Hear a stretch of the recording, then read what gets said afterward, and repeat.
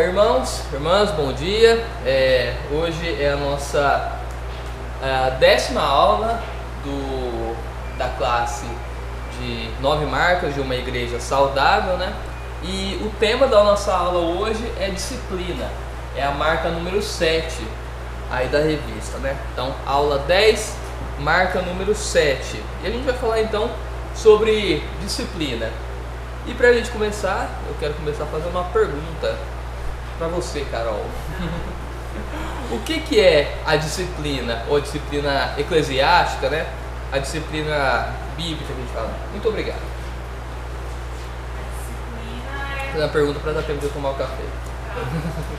É o ato, né, de gente... Como é que eu posso falar? Começar com a pessoa, né? De correção. Uhum. Um caminho que ela estava seguindo que não era o que a gente espera biblicamente. Então, eu acredito que a disciplina bíblica tem que ir nesse sentido. Isso. A correção do caminho. Legal. Você, Tati, alguma coisa a complementar ou a discordar? Não. A tretar com a Carol? O que é disciplina é uma correção, uma correção para que você cresça, aprenda da forma corretamente. Só através de pessoas, né? Não só presbítero e pastores para poder nos orientar, mas pessoas também do nosso convívio que tem uma vida conforme. Legal. Mas a igreja como um todo, né? É, sim. Mas nós somos todos. Eles devem pegar ou receber disciplina, né? Tem pessoas que não vivem aquilo. E às vezes tem gente que não vive e quer disciplinar a gente. Esse é um ponto importante e é uma situação que a gente vai falar mais lá na frente, né? São cuidados que a gente precisa tomar dos dois lados, né? Mas legal. Eu não vou dar a resposta oficial agora, né? Mas é mais para entender o que vocês pensam e para a gente começar o assunto, né? E como eu gosto muito de fazer perguntas, eu quero fazer outra pergunta, né? A gente falou o que é disciplina, agora a Tati começa, depois a Carol complementa. Qual que é o propósito da disciplina eclesiástica na vida do cristão que comete um pecado? Então, crescimento. Sim,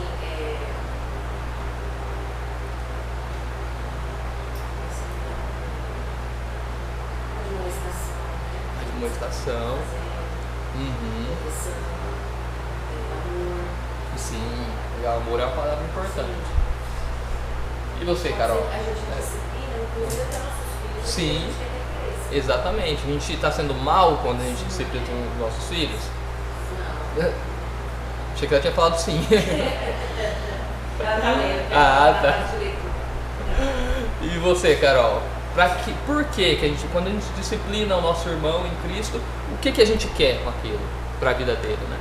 Isso que é além do crescimento, né? Que ele retorne ao caminho correto. Eu acho Legal. que é uma reaproximação. Legal. A gente também vai falar mais sobre isso, né? Mas sempre quando a gente começa a estudar qualquer tema, a gente precisa, antes de começar a receber informação de fato, é importante a gente refletir sobre o que a gente pensa sobre aquele tema, né? Isso começa meio que a abrir as janelas do nosso conhecimento, né? Então, isso é a visão que vocês têm, né? Que a gente tem, e hoje a gente vai tentar estudar um pouco para ver até que ponto essa visão ela está correta ou incorreta, ou até que ponto a gente pode complementar ela com alguma coisa ou não, tá? Então esse é o propósito. E para a gente começar então, a gente precisa ler um texto, né? Vamos começar por aqui, ó. Mateus 18, versículos 8 e 9, tá? Olha só o que Jesus diz. Se a sua mão ou seu pé leva você a tropeçar, corte-o e jogue fora, pois é melhor você entrar na vida manco ou aleijado do que tendo 2 mãos e 2 pés e ser lançado no fogo eterno. Até arrepia. E se um dos seus olhos leva você a tropeçar, arranque-o e jogue fora, pois é melhor você entrar na vida com um só de seus olhos do que tendo os 2 ser lançado no inferno, né? Jesus falando isso. O que isso tem a ver com disciplina? A gente vai chegar lá, né? Mas primeiro, se você pudesse resumir, se de forma bem direta, o que Jesus está nos dizendo aqui? O que ele quer dizer quando ele faz isso? Quando ele diz isso para os discípulos e para nós? É bem radical. Jesus era meio punk. Para que a gente possa entender a gravidade do pecado. Exatamente, Tati. Jesus ele está usando uma hipérbole aqui, né? Ele está fazendo um exagero, mas o propósito desse exagero é dizer o seguinte: olha, o pecado é extremamente sério. Então não brinque com o pecado. Fuja dele com o máximo de forças que você puder, capacitado pelo Espírito Santo. O pecado é extremamente sério. É isso que Jesus está falando aqui. O pecado é sério, porque ele leva ao juízo de Deus. Tá? Só que aí Jesus continua, né? E aí no versículo do 11 ao 14, ele fala isso aqui, ó. Porque o Filho do Homem veio para salvar o que estava perdido. O que vocês acham? Se um homem tiver 100 ovelhas e uma delas se desgarrar, não deixará ele nos montes as 99 indo procurar a que se desgarrou? E se consegue encontrá-la, em verdade lhes digo que ficará mais alegre por causa desta do que pelas 99 que não se desgarraram. Assim, não é a vontade do Pai de vocês, que está nos céus, que se perca um só destes pequeninos. Os pequeninos aqui, né, desde o começo do capítulo 18, está se referindo aos discípulos de um modo geral, né? Jesus ele pegou a criança ali como exemplo para como se fosse uma representação dos discípulos aqui, por isso que ele está usando sempre o termo de pequeninos aqui, tá? Aí mais uma vez, outra pergunta: nesse texto, nesse trecho aqui que continua lá, Jesus falou do pecado, agora ele está continuando aqui falando isso. Qual que é a mensagem central de Cristo aqui? O que Cristo está querendo dizer quando ele faz essa analogia aqui das 99 ovelhas? Eu vejo que todos somos importantes, mas que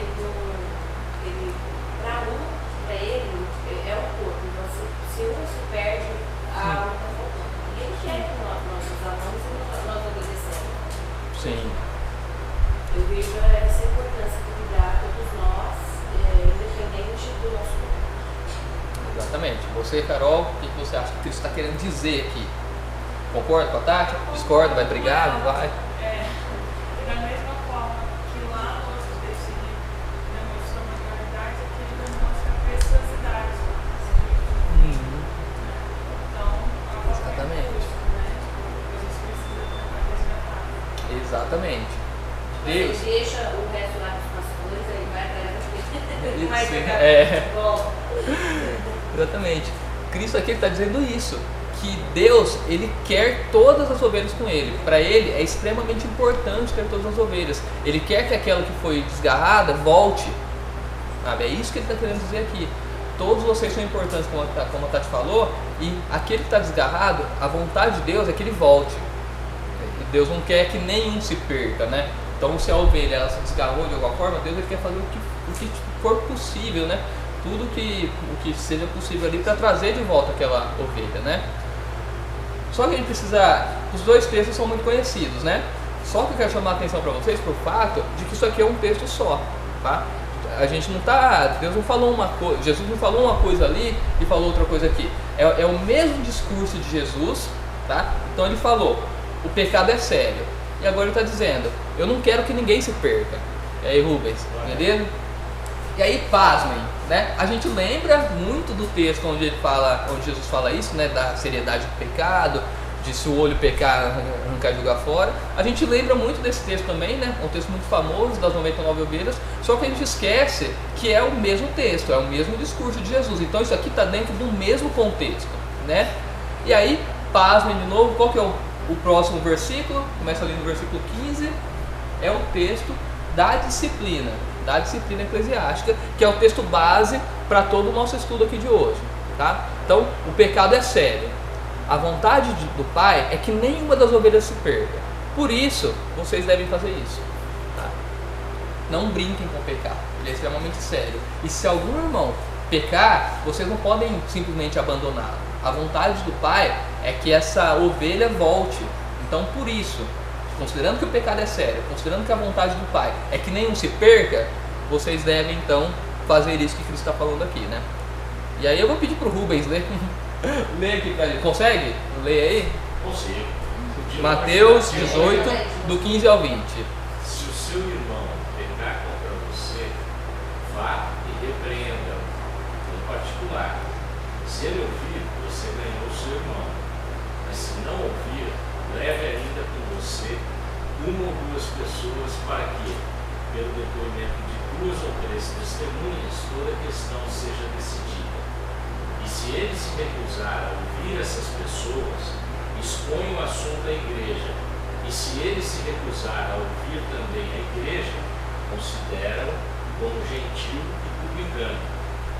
Em verdade, lhes digo que tudo que ligarem na terra,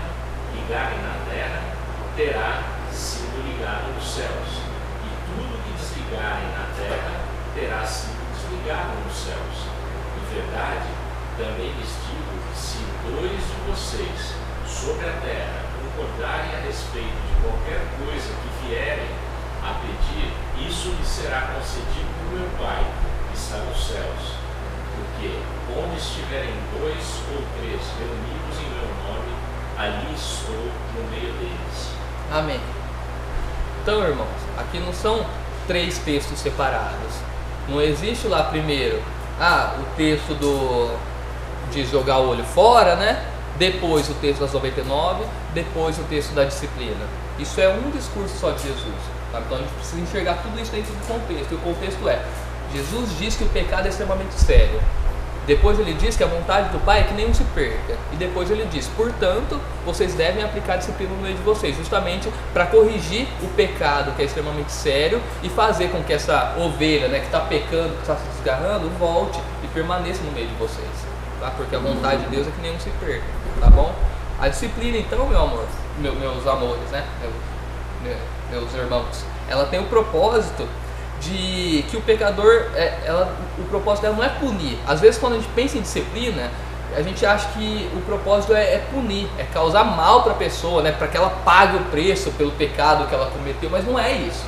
O propósito da disciplina é preservar o irmão, é fazer com que ele se arrependa e volte para o caminho certo. A gente não aplica a disciplina para fazer com que aquele irmão sofra porque ele pecou, não é isso. A gente aplica a disciplina justamente para que ele volte, para que ele se corrija, né? Porque a gente não quer que ele se perca, assim como Deus não quer, tá bom?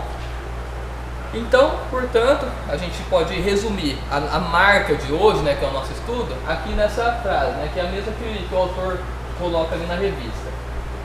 A disciplina corretiva é tudo que a igreja faz para corrigir o pecado em seus membros, podendo chegar ao ato de excluir da membresia e da comunhão na ceia do Senhor alguém que confessa ser cristão, mas que vive de forma impenitente no pecado.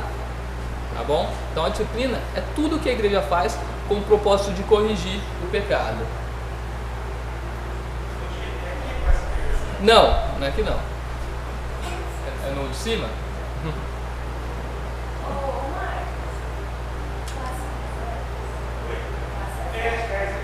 Então, mas eu acho que pode ser que seja aqui, porque aqui já acabou as regras. Então, eu acho que é aqui, projeção, Sim, mas tá tudo em ordem já. segundo andar, Isso, só que depois que termina, aí o pessoal fica. Tá bom. Ok, então, pessoal, imagina.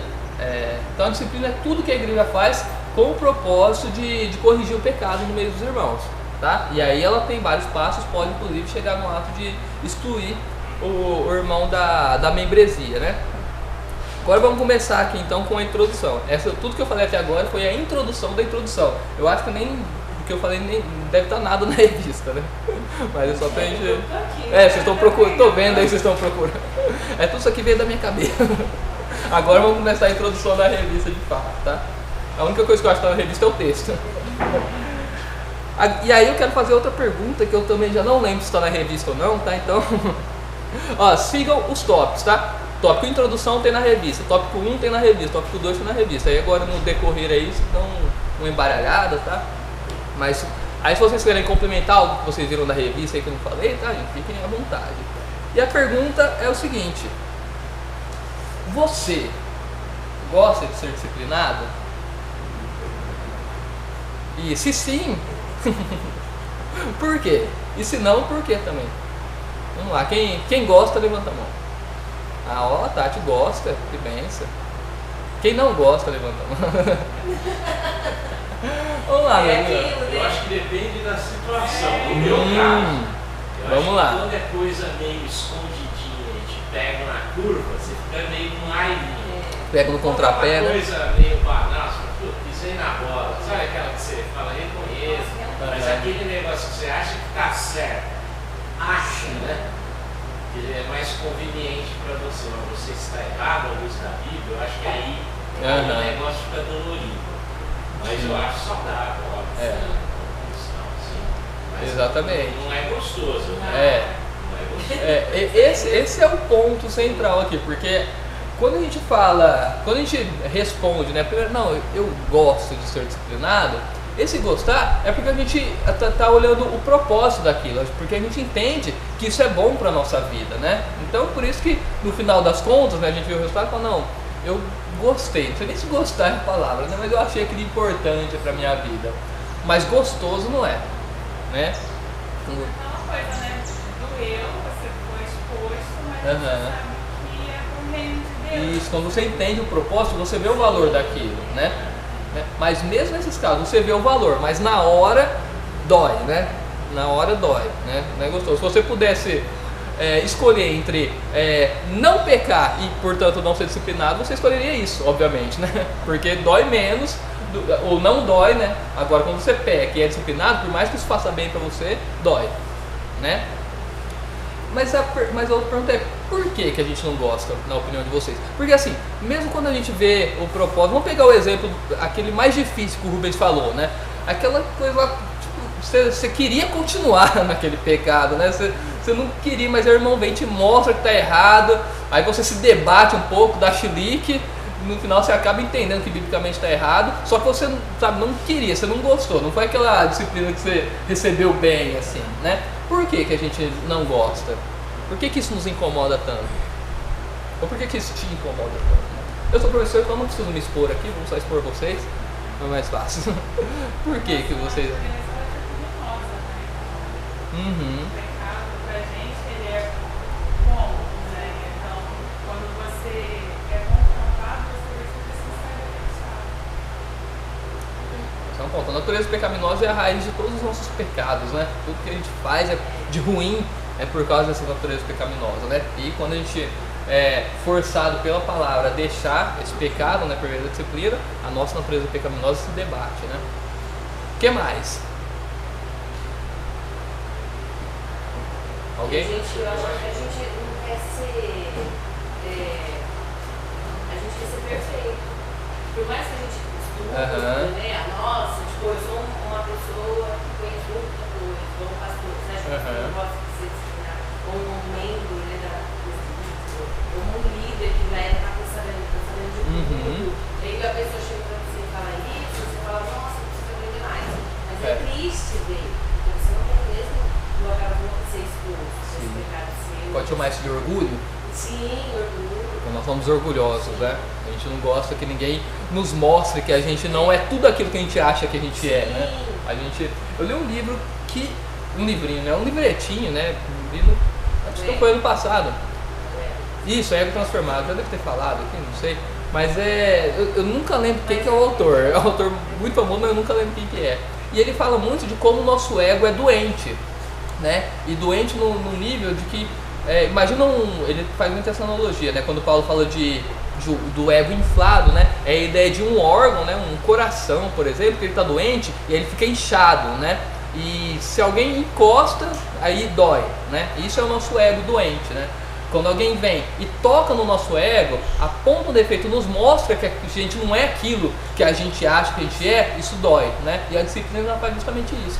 Ela toca no nosso ego que já é doente, que é inflado, nosso ego que é frágil, né? Que está a ponto de estourar a qualquer momento. Então se alguém vem e fala, olha, você está errando nisso, isso ataca diretamente o nosso ego, por isso que dói, né?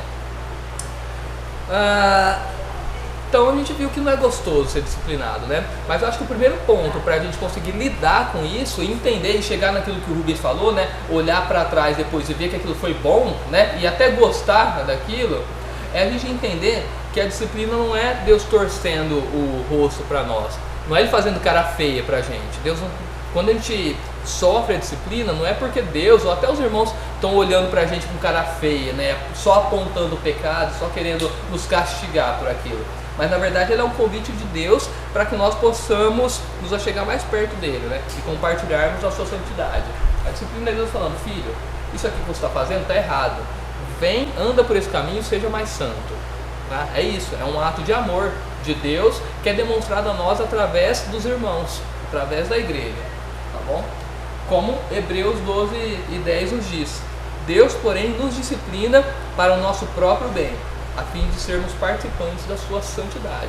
Ele nos disciplina não para causar castigo, não para punir, mas é para o nosso bem, para nos tornarmos mais conformados na imagem de Cristo, né? E também Apocalipse 13:19 diz: eu repreendo e disciplino aqueles que amo, portanto, seja zeloso e arrependa-se, né? Só que tem outro ponto, que essa é uma frase da revista mesmo, que é esse, né? Enquanto Deus está me disciplinando, beleza, né? Deus é santo, Deus é perfeito, Deus é soberano, criador de todas as coisas. Ele sim tem o direito de me disciplinar. Agora os irmãos da igreja, que são pecadores como eu, quererem vir apontar meu pecado e me admoestar, quem são eles, né, para fazerem isso, né? Por isso que a gente geralmente a gente está até disposto a aceitar essa ideia de que Deus nos disciplina.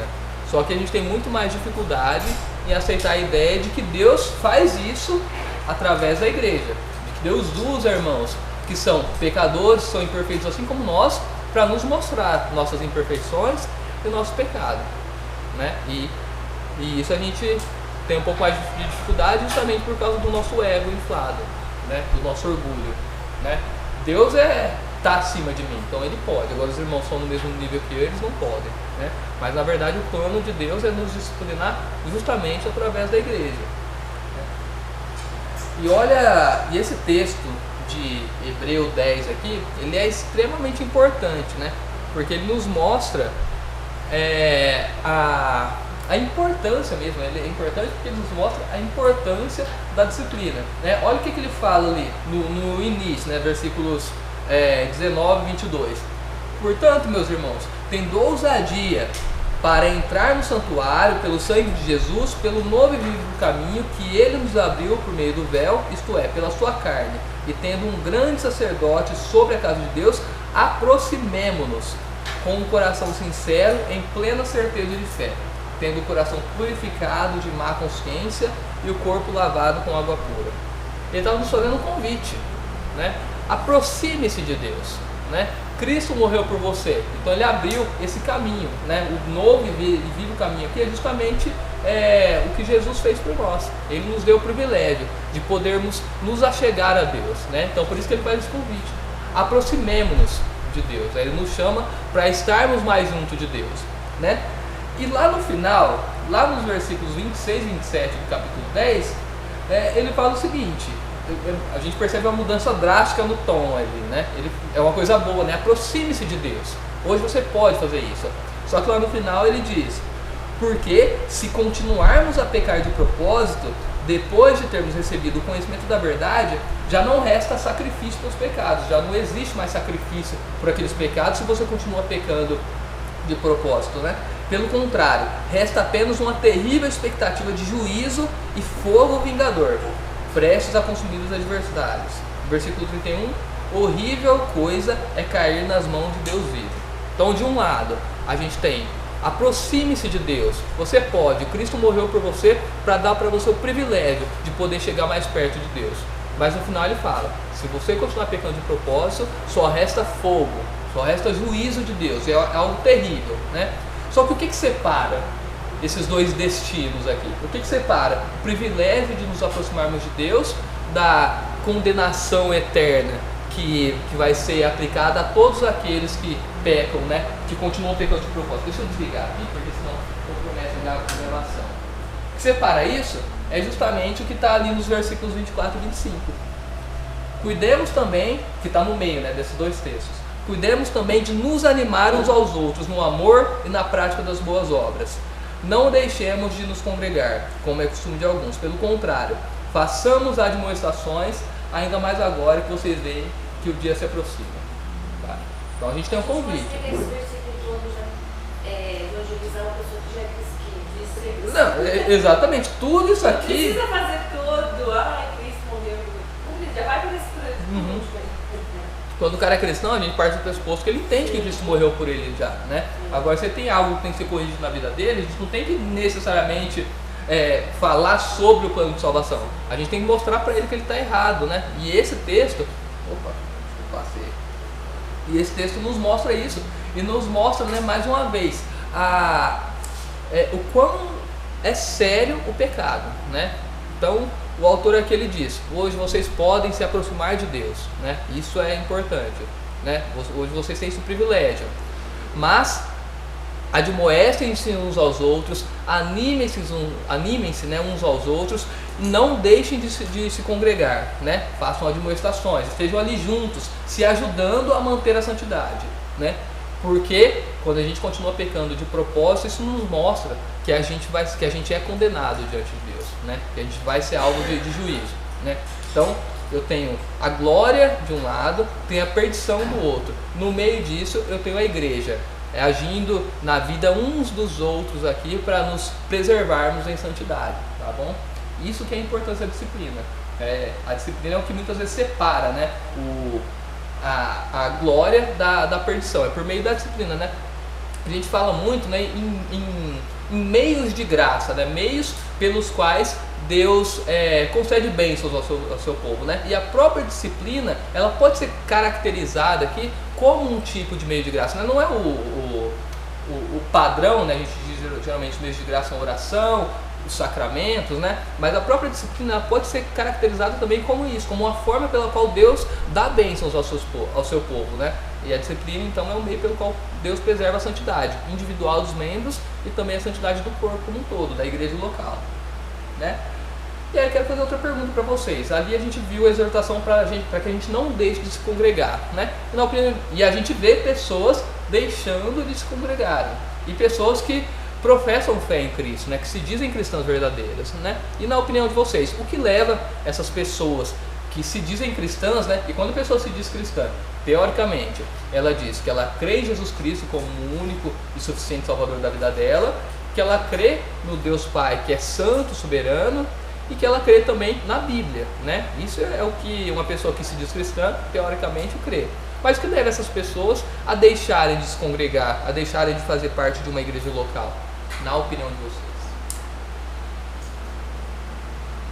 Sem medo, tranquilo, perguntinha leve. Eu acho que é o pecado, o orgulho. O orgulho? Fale-me mais sobre isso.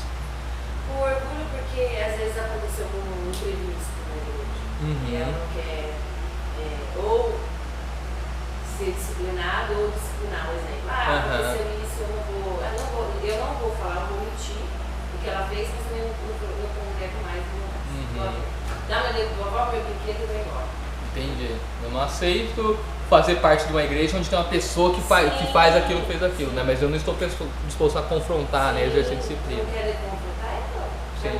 É muito mais difícil ser cristão em comunidade, né? Do que ser cristão em casa, né? Teoricamente. Porque quando eu estou indo na comunidade, eu tenho que conviver com outras pessoas. Sim. E dentre outras coisas, tem que fazer tudo que a gente está falando aqui. Preciso exercer disciplina, preciso ser disciplinado, né? Sim. E isso é mais difícil, né, para nós, por causa do nosso ego inflado, por causa do nosso ego doente, né? Só que não dá para ser cristão sozinho em casa, né? Porque não é isso que a Bíblia diz. Quando eu me disponho, né, a ser cristão sozinho na minha casa sem congregar, eu estou pecando, né? Porque eu estou desobedecendo a ordem expressa aqui das Escrituras, né? A disciplina é bíblica? Isso é uma pergunta, né? Mas é um tópico também. Sim ou não? Sim. Beleza, né? Então acabou o estudo, era só isso. Beleza, é bíblico, né? Então vamos entender um pouco melhor os textos aqui. Por enquanto a gente fez uma introdução, a gente entendeu o que é disciplina, entendeu a importância, né? Agora vamos analisar melhor os dois textos, né? Dois textos principais aqui. O primeiro é o que a gente já leu, né? Mateus 18, do 15 ao 20. E aqui tem até esse esquema que é bem legal aqui, né? Que sintetiza. Esse está na revista, tá? Eu recortei direto de lá. Que sintetiza muito bem aqui o caminho, né, dessa disciplina em relação ao pecado individual, né? Alguém pecou contra você, né? Então o que Jesus diz? Se o irmão pecar contra você, vai e confronte ele. Se ele se arrepender, ótimo, você ganhou seu irmão. Se ele não se arrepender, leva um grupo de 2 ou 3 pessoas e confronte aquele irmão. Se ele se arrepender, ótimo, você ganhou seu irmão. Se não, abre para toda a igreja, e toda a igreja então vai confrontar aquele irmão. Se ele se arrepender, ótimo, você ganhou seu irmão. Mas se não, trate-o como publicano e pecador, né? Aí o negócio fica ainda mais sério, né? A ideia aqui é de que o pecado individual ele deve sempre ser tratado no menor círculo possível. Se o irmão pecou contra você, você não vai abrir para a igreja direto, né? O ideal é que você confronte o irmão. Exatamente. Aí, seu irmão pecou, ele errou, mas você também errou, né? E muitas vezes, né, seu irmão pecou contra você. Qual que é o seu primeiro instinto, a sua primeira vontade? Falar para os seus próximos. Falar para os seus próximos. Olha, aquele irmão ali fez isso. Não, se fosse ainda cedo ainda quando você fez isso, seria até melhor, né? Você falando pra ele. O problema é que você fala contra os outros. Você sai espalhando, sai acabando com a reputação do irmão, né? Falando que ele não vale nada, né? E aí vai se formando aquele grupinho em volta de você, todo mundo ficando dodói com você. Cuidado com isso, porque às vezes não é nem uma disciplina, né? Às vezes é algo maior, tipo, sobre a igreja, sobre um determinado ministério. Eu acho que é muito importante a gente ter essa disciplina nós mesmos. Sim, às vezes a gente espalha coisas não porque o irmão pecou contra nós, mas a gente só quer falar mal, né? Nossa, igual uma festa de casamento, tem algo, né? Eu acho que a gente tem que ter essa lógico, exatamente. Isso é o que a gente chama, né, no meio teológico, de crente fofoqueiro. Né? Que tem essa coisa de fofoca aí todo. Exatamente, então a gente tem que tomar esse cuidado, né? Bom, sobre isso eu acho que a gente não tem muita dúvida, né? Mas um ponto extremamente importante aqui, né, que eu quero focar sobre o processo aqui, eu acho que, ok, né, a gente precisa confrontar o irmão, grupo de 2 ou 3 pessoas, abrir para toda a igreja, né? Agora, quando o irmão não se arrepende, mesmo ali chegando no último nível da disciplina, é que a gente precisa então executar esse que é o último passo, né? Que é excluir o irmão da membresia, tratá-lo como publicano e pecador. O que é o publicano? Vocês lembram? Pode falar, Rubens. Coletor de impostos. Era o coletor de impostos. Exatamente. Publicano é o cara que ele era judeu, né? Ele era israelita, mas ele se aliava ao império ali romano, né? Para recolher os impostos, né? Então, o Império Romano precisava de alguém para recolher os impostos, né, do povo. Então, o publicano era o cara que era escolhido para isso dentro do povo judeu para fazer esse trabalho, né? E eles tinham uma péssima reputação justamente porque eles cobravam mais, né? Ficavam com a parte para eles, tudo isso. Mas o ponto central aqui é que ele era alguém que era judeu, mas que se aliou, né, ao inimigo. Então ele era um traidor. O texto aqui a revista até coloca como um traidor da pátria, né? E o gentio? O que é o gentio? Pode falar sem medo, um de cada vez. O mundano, né? A gente pode dizer que é o mundano, mas naquela época era o cara que não fazia parte, que não era judeu, né? Que não fazia parte do povo. Que na verdade não era necessariamente religião, mas aqui era nacionalista, né? É o cara que não é judeu, que não era nascido do povo de Israel, é o cara que pertencia a outro país, né? Vamos chamar assim, que não era israelita, que não era judeu, né? Que não fazia parte do povo escolhido de Deus, que era o povo de Israel, né? Então fala, se ele não se arrepender, trate-o como publicano e pecador. Publicano, justamente porque se o cara diz ser cristão, né? Se ele diz que é cristão, que crê em Cristo, que ele diz ser um discípulo de Cristo, mas ele simplesmente continua pecando e não se arrepende, ele precisa ser tratado então como um traidor, alguém que diz fazer parte de um povo, mas na verdade se aliou a outro povo, né? Se aliou ao inimigo. Então por isso que ele fala, trate-o como publicano, alguém que traiu a pátria, que traiu o povo de Deus ali, nesse contexto, né? E o gentio é justamente o cara que não é povo, né? Não simplesmente como alguém que, sendo povo, traiu, mas é alguém que não faz parte de fato como povo de Deus, tá? Ou seja, exclui esse irmão, essa pessoa do meio de vocês. Ele não faz parte do povo de Deus. É isso que Jesus está dizendo aqui. Se o seu irmão peca e não se arrepende, mesmo confrontado por toda a igreja, vocês precisam tratá-lo como alguém que não faz parte daquela igreja, tá?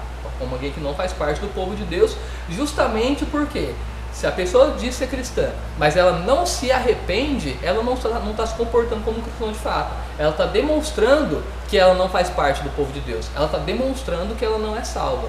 Se ela está demonstrando que ela não é salva, se ela está demonstrando que ela não faz parte do povo de Deus, não faz sentido que a igreja continue tratando aquela pessoa como alguém que é do povo de Deus. Tá? E se essa pessoa continuar frequentando, por exemplo? Aqui, frequentar, a pessoa pode. Assim como a gente recebe pessoas que não são cristãs e frequentam, a pessoa pode continuar frequentando a igreja. Mas o que passa, sei lá, na cabeça da pessoa? Entendeu? Passa muita coisa que a gente não consegue explicar na cabeça. Porque eu não me sinto excluída, às vezes é isso. Sim. Aí, qual que é a diferença de alguém que frequenta a igreja para alguém que é membro da igreja? Ou quais são as diferenças, né? Vamos pensar no nosso contexto. A obediência do que Isso é em relação à pessoa, né? Mas nós como igreja, qual que são as diferenças de tratamento? Quais são as diferenças de tratamento que a gente faz para alguém que é membro, para alguém que não é membro? Tanto o membro quanto o não membro, eles podem frequentar a igreja, podem assistir os cultos, podem vir aqui no CCB, por exemplo, podem participar de um grupo pequeno, tudo isso não tem diferença, né? Assim como alguém que foi alvo de disciplina, ou alguém que não é cristão, enfim. Agora, alguém que não é cristão, ele pode participar de um ministério na igreja? Não. Então alguém que está em disciplina também não, ele não faz parte desse povo. Então ele não pode, por exemplo, dar aula no CCB, ele não pode, por exemplo, servir no Ministério de Música, né? Ele não pode lá tocar bateria, né? Pensando nisso porque quando a gente fala de CCB, né, a pessoa vai ensinar, então é óbvio que não pode. Agora, a pessoa pode ir lá tocar bateria, né, não está ensinando ali, também não pode. Se a pessoa não é membro da igreja, seja porque ela está em processo de disciplina, seja porque ela ainda não fez a integração aqui no nosso meio, ela não pode, tá? Essas são as diferenças, ok? E essa pergunta aqui? Pergunta talvez um tanto quanto capciosa. O que você acha da ideia de um grupo de pessoas aqui, né, a própria igreja, tomar uma decisão tão séria a respeito de outra, que seria, por exemplo, excluí-la da membresia, né? Então a gente está falando aqui, a pessoa não pecou. Aí a igreja se reúne e diz, olha, você pecou, né, não se arrependeu, continua pecando, você não se arrependeu, então agora você vai ser excluída do hall de membros da igreja. Você, dentre outras coisas, não vai poder fazer parte de ministérios, tudo isso. Se você quiser continuar frequentando, frequente, mas você não faz parte dessa igreja, né? O que vocês acham dessa ideia de um grupo de pessoas ali, que é a igreja, tomar uma decisão tão séria como essa a respeito de outra pessoa? Eu acho que dói mais na pessoa que vai excluir do que no excluído. Igual diz lá no versículo. E isso te incomoda de alguma forma? A pergunta que eu estou fazendo é a seguinte: aqui a gente falou, então, se a pessoa peca e continua pecando, a igreja ela precisa excluir aquela pessoa da membresia da igreja, ela não faz parte mais daquele povo. E a pergunta é: o que você acha disso? Eu estou perguntando isso porque se alguma pessoa que não é crente chegar e ouvir essa aula aqui, ela vai dizer assim: nossa, mas quem são vocês para dizer que uma pessoa não pode fazer parte desse grupo, né? Ou que vocês podem excluir? Eu acho que como a igreja ela é uma organização também, é uma instituição, como a gente aprendeu lá no início. E se a pessoa ela não se arrepende, se ela não quer mudar, ela não tem o mesmo ideal que a gente, que é servir a Cristo, que é mostrar Jesus para as outras pessoas. Então, dói realmente em quem fica, porque nós somos cristãos, mas a pessoa não quer se comprometer, não tem como ela fazer parte. Sim. O pecado é o sério, né? A pessoa, quando ela entende o que é o pecado, qual foi o pecado que ela cometeu, é uma coisa. Agora, quando a pessoa acha que não errou, que não cometeu pecado, aí começa a vir esse senso de injustiça. Geralmente a pessoa que chega nesse nível aqui, ela não está reconhecendo o pecado, né? Porque ela foi confrontada por toda a igreja, por isso foi tomada a decisão de excluir. Então, geralmente ela vai discordar, vai dizer que aquilo não é pecado, ou ela vai dizer, eu não estou nem aí. Né? Estou pecando e vou continuar mesmo. Né? A tendência é se desvincular, né, da igreja e sair falando mal. Exatamente. E aí ela falando mal para as pessoas lá do mundo, as pessoas vão ficar do lado dela. Né? Vão falar o seguinte, ó. Se vitimiza. Se vitimiza, né? Aí né, eu vou fazer a pergunta para vocês como se eu fosse alguém que está vendo a conversa e não sou cristão. Mas vocês acham que vocês são Deus para determinar quem pode ou não pode fazer parte do grupo aí? O que vocês respondem? Nós não somos deuses, né? Nós somos Deus, nós somos filhos de Deus. E a palavra de Deus nos dá a base, o arrendo para que nós venhamos agir dessa forma. Exatamente. E aí você... Sabe aquele versículo que fala assim, quando a gente faz uma vamos fazer uma vigília na igreja, convida toda a igreja para orar, né, e tal. Aí divulga no Facebook, Instagram, no WhatsApp da igreja, né, a Tati manda lá para todo mundo. E aí chega no dia, né, aquela grande expectativa, a igreja toda organizada, aí aparecem 3 pessoas. Aí qual que é o versículo que a gente fala? Não, gente, vamos orar, porque onde estiverem 2 ou 3 pessoas reunidas em meu nome, né, eu estarei, né? Jesus falou isso, né? A gente está usando completamente fora de contexto, né? Porque lembra do texto que a gente leu no começo, né? Mateus, que é o texto principal de disciplina? Essa é justamente a segunda parte do texto, né? Ele fala: disciplinem, né? Se o irmão, se ele não se arrepender, trate-o como publicano e pecador. Porque, em verdade, eu lhes digo que tudo que ligarem na terra será ligado nos céus, e tudo que desligarem na terra será desligado nos céus. Em verdade, também lhes digo que, se 2 de vocês sobre a terra concordarem a respeito de qualquer coisa que vierem a pedir, isso lhes será concedido por meu Pai que está nos céus. Porque onde estiverem 2 ou 3 reunidos em meu nome, ali estou com vocês.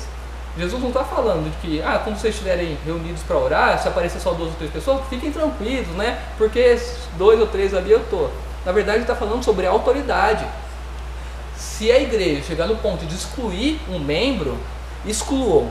Porque eu estou dando autoridade para vocês fazerem isso. Se 2 ou 3 estiverem reunidos em meu nome, eu mesmo estou ali. Então vocês, como igreja, quando chegar num ponto de disciplinar alguém, podem fazer. Se aquilo for bíblico, podem fazer, porque o próprio Jesus está dando autoridade para vocês. Esse texto aqui, ele não fala de poucas pessoas reunidas, né? O propósito dele não é esse. É falar que, ainda que forem 2 ou 3 pessoas reunidas em nome de Jesus Cristo, essas 2 ou 3 pessoas têm autoridade. Tem autoridade de delegada, né, do próprio Cristo para exercer a disciplina. Tá? Esse texto é sobre autoridade. Tá bom? Então, vocês são Deus para excluir o irmão? Não, nós não somos Deus, mas nós temos autoridade dada pelo próprio Deus para fazer isso.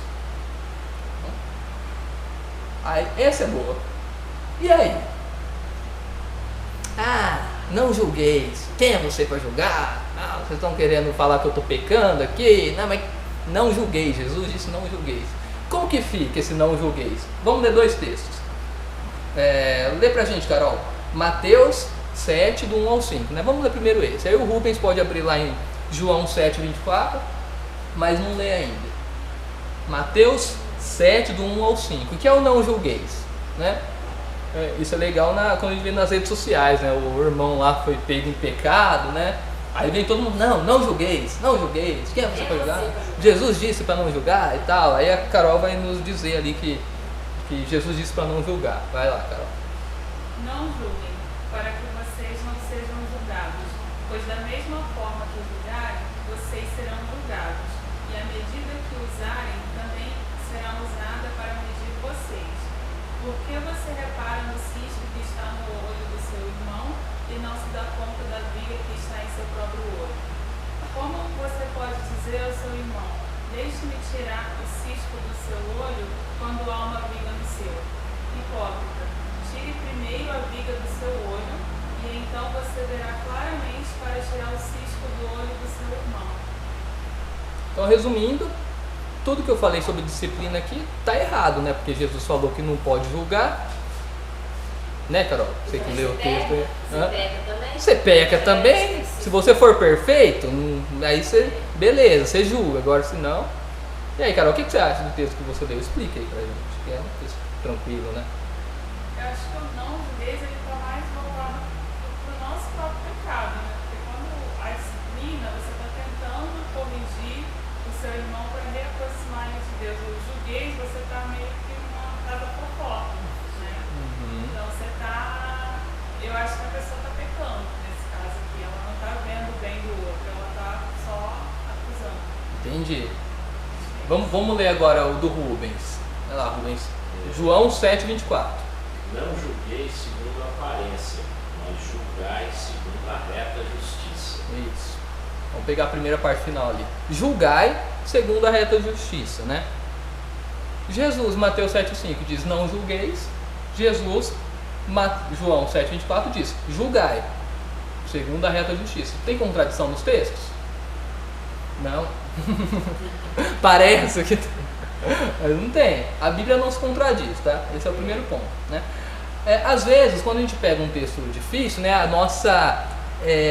nosso primeiro impulso é buscar outro que fale alguma coisa que desmente aquele texto, né? Pra gente falar, não, esse texto está falando isso, mas na verdade esse outro está fazendo aquilo, né? Então vamos tentar conciliar. Isso assim, não é de todo errado, mas independentemente de ter outros textos ou não, a gente tem sempre a obrigação de interpretar cada texto corretamente, né? Quando Jesus fala ali, não julgueis, ele não está excluindo qualquer tipo de julgamento, né? A primeira frase não julgueis, na sua versão aí, para não serem julgados. Para que vocês não sejam julgados. Isso, não julgueis para que vocês não sejam julgados. Como, imagina se eu chego no meu filho João, né? Falo assim, João, ó, não corre para você não cair. Eu estou querendo dizer que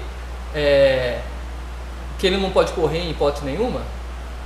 Não, falando, João, não corra de um modo que se você correr você vai cair, tá? Então não é não estou dizendo para não correr de jeito nenhum, eu estou dizendo para não correr de formas erradas, de formas que vão levar ele a cair, tá? E aí continuando, né, eu vou falar assim, João, não corra para você não cair.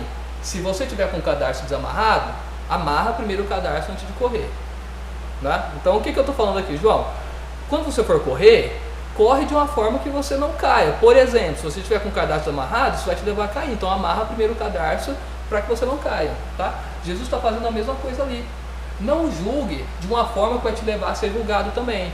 Por exemplo, se você tiver uma trave no seu olho, você precisa primeiro tirar a trave do seu olho antes de tirar o cisco do olho do seu irmão, tá?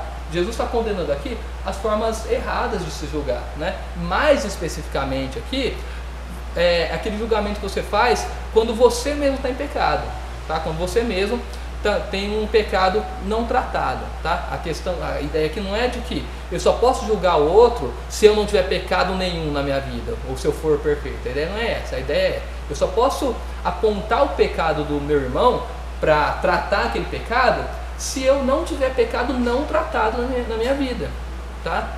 Imagina que eu chego na Carol e falo, Carol, você está contando mentira, para de contar mentira. Só que todo mundo vê que eu minto, já fui confrontado sobre isso e eu não tratei aquilo. Como que eu vou poder falar para ela não mentir se todo mundo está vendo que eu minto e que me recuso a tratar esse pecado? Como que eu vou dizer para ela, Carol, trate o pecado de mentira na sua vida se eu não tratei o pecado na minha vida, tá? Então a ideia é essa, não julguem para tratar o pecado dos outros se você não está tratando o pecado na sua vida.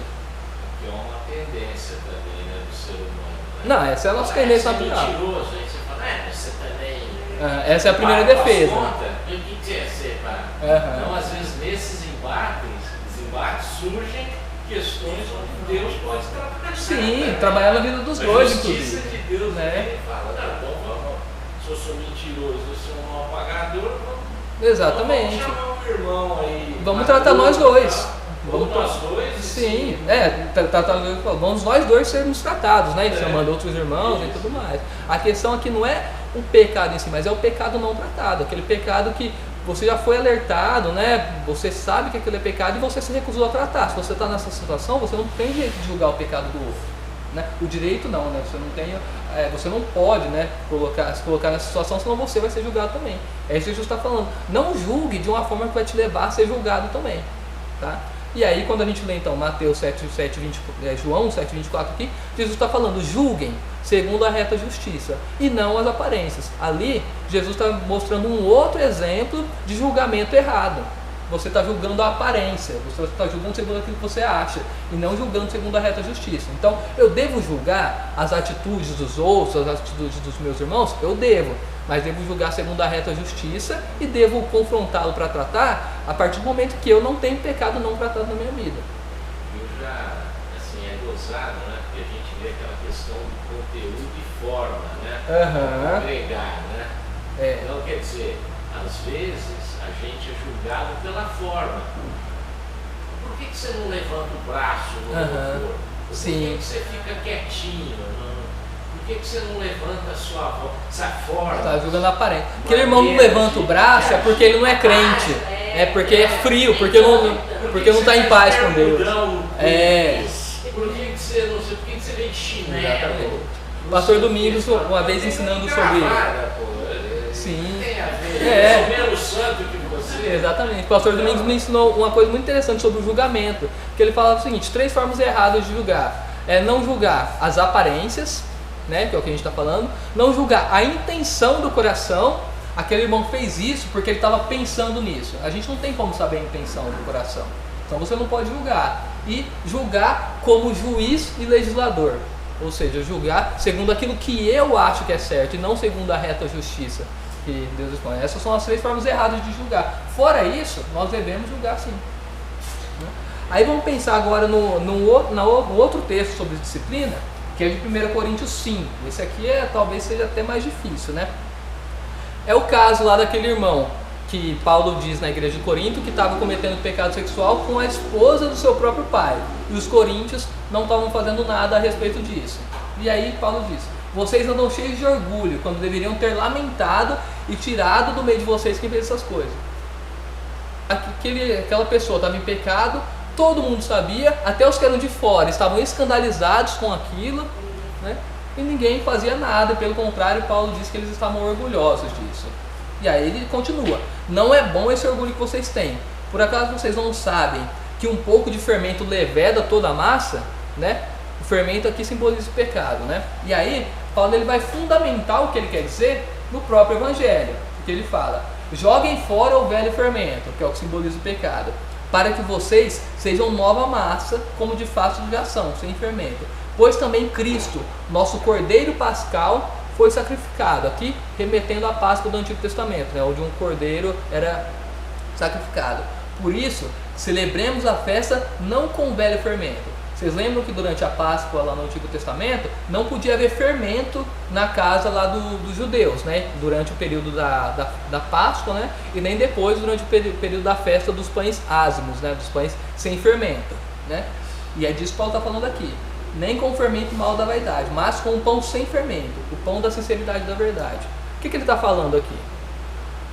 Cristo, o nosso Cordeiro Pascal, foi morto. Portanto, nós devemos então celebrar a Páscoa, né? Assim como é no Antigo Testamento. E como que a Páscoa é celebrada? Sem fermento, né? Assim como no Antigo Testamento, né? Sem fermento. Então hoje, se Cristo foi morto, a gente tem que celebrar essa Páscoa sem pecado, né? A gente vai celebrar o sacrifício de Cristo sem pecado no nosso meio. Por isso que o pecado precisa ser excluído, por isso que aquele irmão precisa ser excluído, né? Porque hoje a gente celebra o sacrifício de Cristo sem fermento, né? Sem pecado, assim como era no Antigo Testamento. E aí, se a gente celebrar a Páscoa então sem fermento, como que isso vai acontecer? Toda a igreja vai se lamentar por causa daquele pecado, né? Ela vai se lamentar por ter que excluir aquela pessoa do meio do povo, né? E aí então vai ocorrer a expulsão daquela pessoa. Só que o que isso vai gerar? Vai gerar a preservação de todo o corpo, né? Vai evitar que aquele pouco de fermento levede toda a massa, vai evitar que aquele pecado contamine toda a igreja e vai resultar na salvação do espírito daquela pessoa, né? E aqui esse resultar na salvação não é um resultado direto, né? Não significa que ao expulsar aquele irmão automaticamente vai ser salvo, mas quando a gente expulsa aquele irmão, aquela pessoa do meio da igreja, ou trata-o como publicano e pecador, nas palavras de Jesus Cristo, o que aquela pessoa se torna para a igreja? Ela se torna campo missionário. Alguém precisa ser de fato convertido. Quando a igreja exclui a pessoa do hall de membros, ela está dizendo: essa pessoa não é cristã. Como que a gente trata alguém que não é cristã? Dentre outras coisas, a gente trata evangelizando, trata pregando para ela, tá? Então, quando a igreja entende que aquela pessoa está se comportando como alguém que não é cristã, ela exclui aquela pessoa do hall de membros, ela está dizendo, olha, essa aqui é mais uma pessoa que precisa ser evangelizada. Então a gente vai se preocupar agora com a salvação daquela pessoa, não com o crescimento espiritual, que a gente se preocupa entre as pessoas que são cristãs. A gente vai se preocupar com a salvação, vai trabalhar para isso. Tá bom? Esse aqui é um cara que Paulo diz que deveria ser entregue a Satanás, né? Paulo foi um pouco enfático aqui, mas o ser entregue a Satanás aqui significa tratá-lo como publicano e pecador nas palavras de Jesus Cristo. E o que é disciplina? Já fiz essa pergunta, né? Mas agora vou dar a resposta oficial. A disciplina eclesiástica formal é o caminho adequado quando a falha de um membro em sua representação de Jesus Cristo, né? Aquela pessoa diz ser cristã, ela diz então ser um representante de Jesus Cristo. Só que o pecado dela se torna tão evidente que que ela falha em representar Jesus Cristo, né? Isso se torna tão marcante, habitual, que a igreja deixa de acreditar que ele é cristão. Aquela pessoa está se comportando como alguém que não é cristão. Então a igreja deve revogar só a confirmação da profissão de fé dessa pessoa.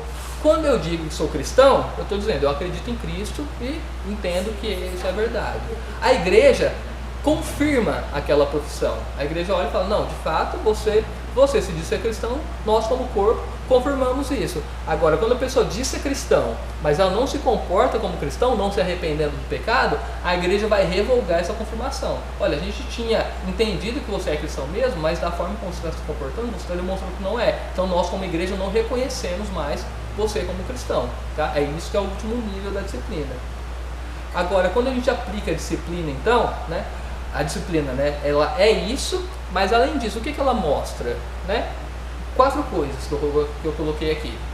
Ela demonstra amor pelo indivíduo, né? Qual que é o propósito da disciplina que a gente falou? Não é punir, não é castigar o irmão, mas é trazê-lo de volta para o verdadeiro caminho. Então a disciplina, quando a disciplina é exercida, ela demonstra amor pelo indivíduo. E demonstra amor também pela igreja, né? Lembra o que a gente falou? Um pouco de fermento leveda toda a massa. Se eu quero preservar toda a massa, o que eu preciso fazer com aquele fermento? Preciso tirar ele fora, né? Quando a igreja exerce a disciplina física é outra coisa, né? A disciplina bíblica, a disciplina eclesiástica,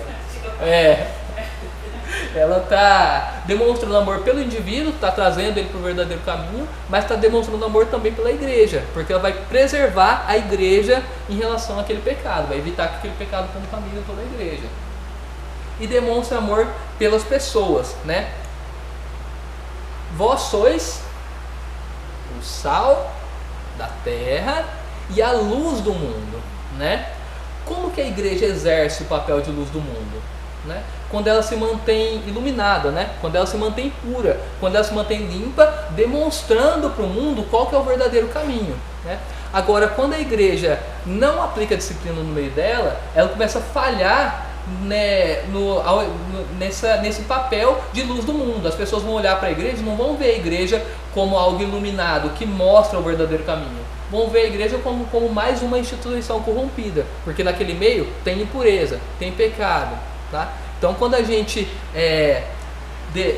trata verdadeiramente pecado, a gente está demonstrando amor pelas pessoas, justamente iluminando o caminho para elas, mostrando para as pessoas qual é o verdadeiro caminho, tá? Se a gente não exerce a disciplina, a gente não consegue mostrar para as pessoas esse verdadeiro caminho, porque no nosso meio também vai ter pecado, a gente não vai estar iluminando o mundo, né? E por fim, demonstra amor por Cristo, né?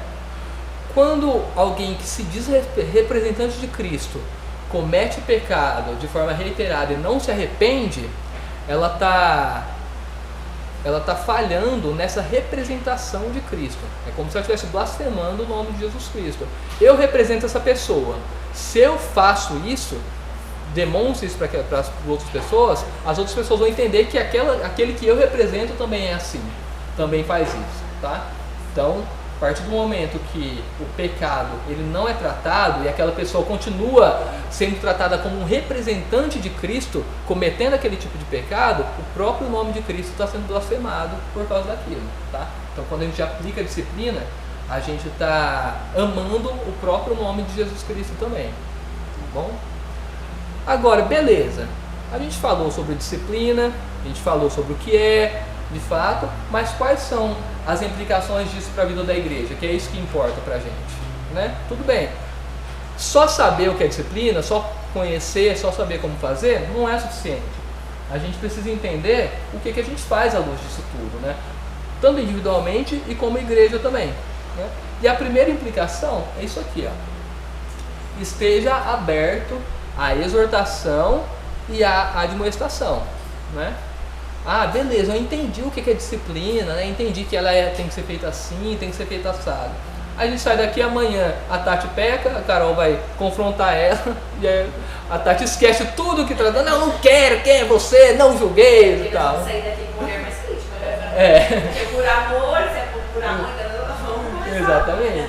Não, gente, ó, tudo que eu falei aqui serve primeiro para que vocês, né, como irmãos e eu também, estejamos abertos à exortação, à admoestação, e se for o caso, à disciplina, tá bom? Então é isso que a gente faz. Vamos lá, ó. Quais são as desculpas que usamos para nos defender quando somos exortados ou admoestados? O irmão viu você pecando, né, de alguma forma, chegou para te confrontar. Qual que é a desculpa que a gente usa? Depende da situação. Eu vou colocar a primeira aqui, ó, a clássica. Não julgueis. Jesus disse não julgar, então por que você está me julgando?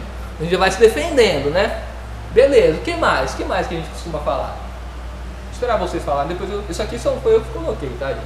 Aí essa é o que eu pensei, o que vocês pensam? Eu também não sou perfeito. Ou você também não é perfeito, né? Ah, não, eu não sou perfeito. Eu pequei, né? Mas acontece, né? Eu não sou perfeito. Para justificar o seu pecado. Para justificar. Você banaliza que é normal, né? Eu não sou perfeito, né? Então eu peco mesmo. Você para um grau menor do que ele é. Exatamente. Pecadinho. O que mais? Não foi um corpo glorificado. Nós vamos pecar. Vamos pecar mesmo porque ninguém é de ferro. Eu acho que a banalização Sim. do pecado, porque você às vezes, de forma dissimulada, né? Exatamente. Você tenta trazer. Reduz a gravidade daquilo.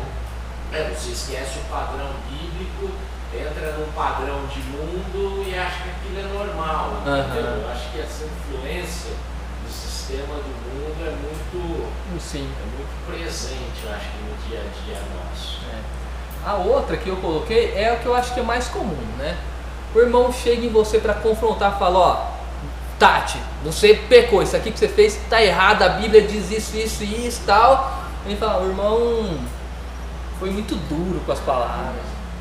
Não, tudo bem, eu sei que eu tô errado, mas a forma como aquele irmão lá falou, pelo amor de Deus, não é assim que faz não. Faltou amor, né? Tudo isso. Gente, eu sei que é difícil, né? É difícil assim. Já é difícil a gente receber uma admoestação, alguém que vem para nos dizer que a gente está errado. Aí quando a pessoa, de repente, por falta de sabedoria, por qualquer coisa, fala de alguma forma que foi mais duro do que deveria, ou às vezes a pessoa nem foi tão dura, mas ela foi muito direta, sabe? Isso também é difícil, né, pra gente receber, e eu não estou dizendo que é fácil, né? E também não estou dizendo que o irmão fez certo em falar dessa forma. Mas a gente precisa se preocupar menos com isso. Sabe? Você precisa prestar atenção no conteúdo. O que aquele irmão falou de fato? Aquilo é bíblico ou não é? Nossa, aquilo é verdade. Agora, se a forma como ele falou foi dura, tudo bem, você fala com ele, explica, ó, na próxima vez tenta falar de uma forma diferente. Mas aquilo não pode invalidar a disciplina que o irmão está exercendo na sua vida, tá? Porque a gente deixa de receber aquela bênção por causa de coisa. Isso aqui é um erro nosso, né? A gente está colocando a dureza da forma que o irmão falou acima do conteúdo. Então, e a terceira que eu coloquei mas esse irmão também já fez outras coisas erradas, né?